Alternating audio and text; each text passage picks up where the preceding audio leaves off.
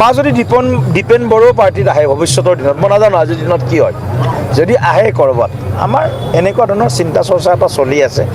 কাৰণ নিৰ্বাচনলৈকে আৰু হয়তো 4 মাহমান সময় আমাৰ হাতত আছে देहानिफ्राय लानानै जि मोनसे समाजाव जि मोनसे थासारि जादों दा बिथांखौबो बिदि खोथा बुंबाय थानायखौ जोंनो माने गोसोआव दुखु नांखाङो জুলাই আগষ্ট ছেপ্টেম্বৰত নিৰ্বাচন হ'ব গতিকে এইখিনি সময়ত ৰাজনৈতিক পৰিদৃশ্য পলিটিকেল চিনাৰিঅ'টো কি হয় গোটেই কথাখিনি আমি যিহেতু প্ৰতিটো নিৰ্বাচনত আমি চিৰিয়াছলি খুব গুৰুত্ব সহকাৰে প্ৰতিটো নিৰ্বাচনত অৱতীৰ্ণ হওঁ গতিকে নিৰ্বাচনত আমাৰ প্ৰধান লক্ষ্য হ'ব যে নিৰ্বাচন জিকি ৰাইজৰ देहानिफ्राय लानानै जि मोनसे समाजाव जि मोनसे थासारि जादों दा बिथांखौबो बिदि खोथा बुंबाय थानायखौ जोंनो माने गोसोआव दुखु नांखाङो জুন জুলাই আগষ্ট ছেপ্টেম্বৰত নিৰ্বাচন হ'ব গতিকে এইখিনি সময়ত ৰাজনৈতিক পৰিদৃশ্য পলিটিকেল চিনাৰিঅ'টো কি হয় গোটেই কথাখিনি আমি যিহেতু প্ৰতিটো নিৰ্বাচনত আমি চিৰিয়াছলি খুব গুৰুত্ব সহকাৰে প্ৰতিটো নিৰ্বাচনত অৱতীৰ্ণ হওঁ গতিকে নিৰ্বাচনত আমাৰ প্ৰধান লক্ষ্য হ'ব যে নিৰ্বাচন জিকি ৰাইজৰ সেৱা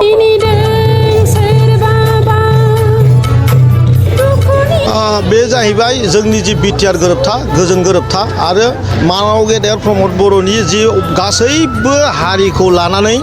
अनफावनाय जि मोनसे समय गासिबखौबो धोरोमखौ जातिखौ लानानै बयनिबो जातिखौनो गोजौआव दिखोनायनि जि भिजन डकुमेन्ट्स आरो गाहाय थाखोनि एकदम माने दुर्बल श्रेणीनि जि रायजो राजाफोर दङ बिथांमोनखौ जिउ खांनायाव गोरलै खालामना होनायनि थाखायनो दिनै समग्र बिटिआर ओनसोलाव इउपिपिएलनि थौ आरो बेखायनो दिनै मोदैबारियावबो मोनसे जारिमिन बायदि मोनसे जयनिं दिनै प्रग्राम जादों बे जोंनि थाखाय बिराद गिदिर गोग्गाथाव बाथ्रा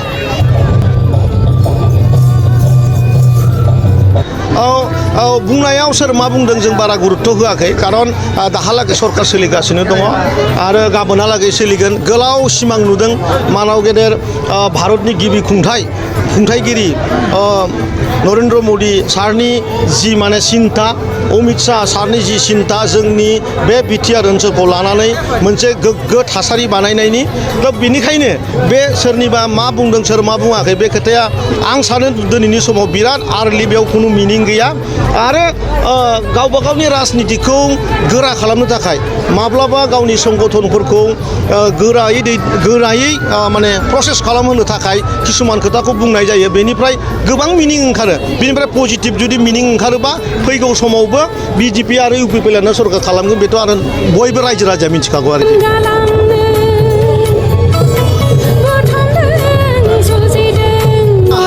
थांखांनाय सिमांमोन आंथ' बार बुंबाय थायो जे मिडियायाव ससियेल मिडियायाव हाग्रामाखौ मानो लाबोबाय थायो मा खारन दं दिनै हाग्रामाया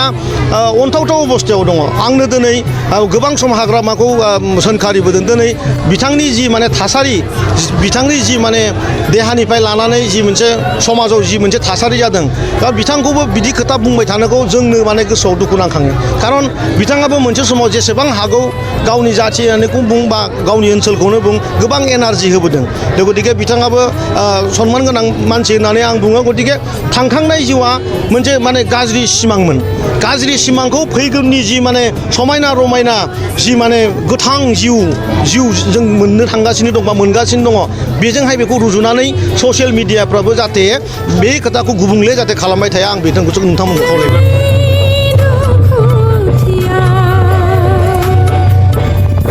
दिनैनि दिनाव हाग्रामाजों सोर दंबावो नोंथांमोना गासिबो मिथिगौ ससियेल मिडियायाव दिनै चन्दननिफ्राय लानानै हितेशनिफ्राय लानानै दिनै खाम्फा बरग'यारिखौ लानानै नैबेयावबो नेरसन बिथांखौ लानानै गोबां लिडारानो रावबो आरो बिनिफ्राय बिसोरनि सिडब्लिउसिनि जिफोर लिडारफोर दंमोन बेखौथ' जों डिस्ट्रिक्ट लेभेलाव गासैखौबो जों लिडारशिप होजोबना दोनबाय सासेबो गैला दिनै मुसलपुरफोर बायदि जायगायाव माने गामि गंसेयाव सानै साथाम आरो माने सानै साथामनिफ्राय बारा मानसि गैया दा बेयावनो प्रमान बेबायदिया बेयाव जाना दङ मोरैबारियावबो सेम घटना दिनैनि बे बेसेबांबा गिदिर जयनिंआनो फोरमान होदों बेसेबां मिनि खुसि जोंनि आबौमोनहा आं दिनै 2,000 सुबुंखौ आं दिनै आबौमोननो दिनै रादाय होलांदों जे फैगौ 2 मासनि गेजेराव बे आबौमोननो आङो हांसो फिसा दाउ फिसा अमा फिसा फिनायनि सुबिदा होगोन होननानै दिनै आं बिथांमोननो रादाय होदों आरो गोबां माने आबौआनो दिनै आंजों डाइरेक्टलि माने मोनसे आं जिहेतु दिनै गिबि खेबनि थाखाय मोरैबारियाव फैदों बिथांमोना जोबोद आंखौ लानानै खुसि आरोखि 100% दिनैनि दिनाव साथाम साब्रैसो दाखु रोखोमनि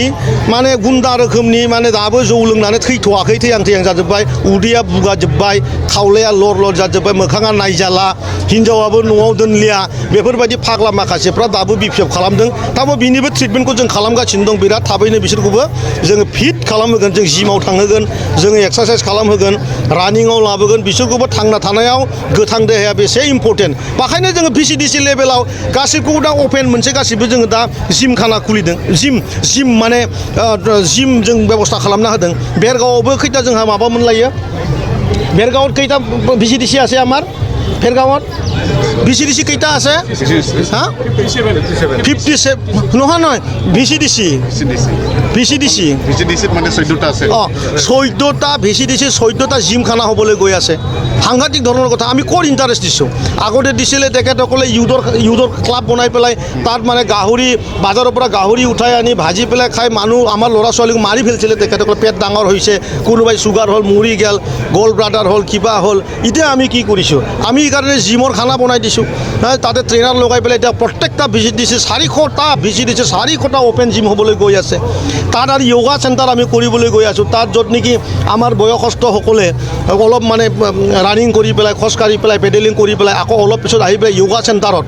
য়োগাটো তেখেতসকলে য়োগা কৰিব কুল থাকিব মাইণ্ড শান্তি থাকিব পৰিৱেশটো আৰু ৰকেট চায়েন্স বনোৱাৰ চবেই এনাৰ্জি লগাব ধন্যবাদ জয় বড় হরিণী জয় বড় হরিণী জয় আখো জয় বড় হরিণী জয় বড় হরিণী জয় আখো জয় বড় হরিণী জয় বড় হরিণী জয় বড় হরিণী জয় আখো ধন্যবাদ